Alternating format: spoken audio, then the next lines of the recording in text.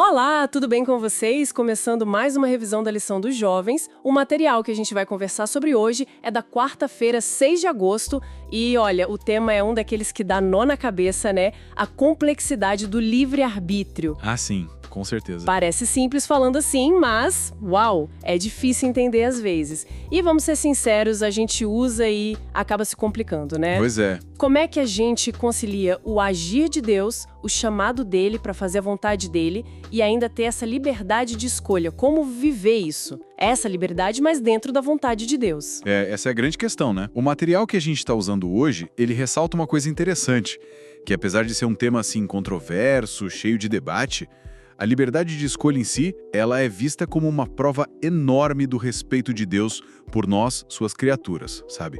Um sinal de respeito, faz sentido. Exato. Não somos robôs, né? E aí, como lidar com algo tão poderoso? Porque é um poder, essa liberdade. O texto sugere uma abordagem que eu acho bem legal. Entregar esse livre-arbítrio para Deus. Deixar o Espírito Santo guiar as decisões. Tipo, uma escolha consciente de seguir a orientação divina. Isso.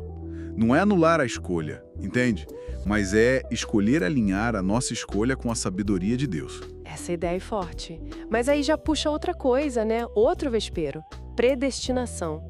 O material entra nisso e também, falando do faraó, como entender aquilo do coração endurecido. Ah, o faraó? Exemplo clássico. Sempre surge essa dúvida.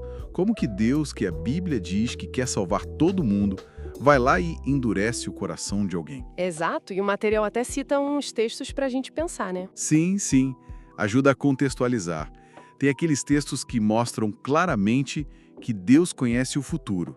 Tipo, Juízes 13, o nascimento de Sansão, Lucas 1 falando de João Batista, Jesus, e o próprio Jesus em João 13 falando da traição de Judas. Certo. Deus sabe o que vai acontecer. A presciência divina. Ok. Isso. Mas aí, para complicar um pouquinho, ou talvez para clarear, né? Tem as profecias condicionais. Ah, sim. Aquelas que dependem da resposta das pessoas. Exatamente. O texto menciona Jeremias 18, a metáfora do oleiro. Deus dizendo que pode mudar o que tinha planejado, seja juízo ou bênção, dependendo da atitude do povo. E Jonas? O caso de Nínive é muito claro nisso, né? Perfeito. Jonas 13:4. A cidade se arrepende e Deus volta atrás na destruição. Mostra que a ação humana, ela tem um peso, ela importa. E para completar o quadro, tem aqueles versos lindos, né? Efésios 1, 1 Timóteo 2, 2 Pedro 3, todos falando que o Deus deseja que todos se salvem, que cheguem ao arrependimento. Pois é, um desejo universal. Então, voltando ao faraó, como fica? Se Deus quer isso, por que endurecer o coração dele? Então, o ponto-chave que o material destaca, e que é fundamental mesmo, é o timing. Quando você olha lá em Êxodo, com calma, percebe que Deus endurece o coração do faraó depois que o próprio faraó já tinha endurecido o coração dele várias vezes. Ah, então não foi uma coisa imposta do nada. Não. Ele já tinha decidido rejeitar a ordem de Deus, já tinha se mostrado inflexível mesmo com as pragas destruindo tudo. A ação de Deus nesse contexto veio como que para confirmar ou intensificar uma escolha que o faraó já tinha feito livremente. Entendi. E quando Paulo retoma isso em Romanos 9, a ideia principal ali é mostrar que nada foge ao controle ou ao conhecimento de Deus, nem mesmo a teimosia humana. A soberania dele prevalece, entende? Faz mais sentido assim. Quer dizer, a soberania de Deus e o livre-arbítrio não se cancelam na visão bíblica. Exatamente. Eles coexistem. É um mistério para nossa mente limitada, talvez, mas é o que os textos apontam. E aquela parte sobre Jacó e Esaú, que às vezes assusta um pouco. Sim, amei Jacó, porém me aborreci de Esaú. O material contextualiza isso também.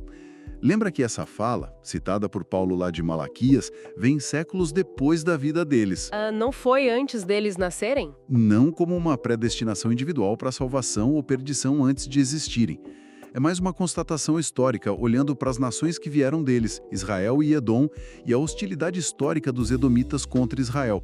É uma leitura mais coletiva, histórica, sabe? Nossa, isso muda bastante a perspectiva. ver o contexto é tudo, né? Com certeza. Mas no fim das contas, a pergunta fica no ar. E o material até nos provoca a pensar nisso. Se Deus já sabe tudo, inclusive nossas escolhas, até que ponto a escolha é realmente livre?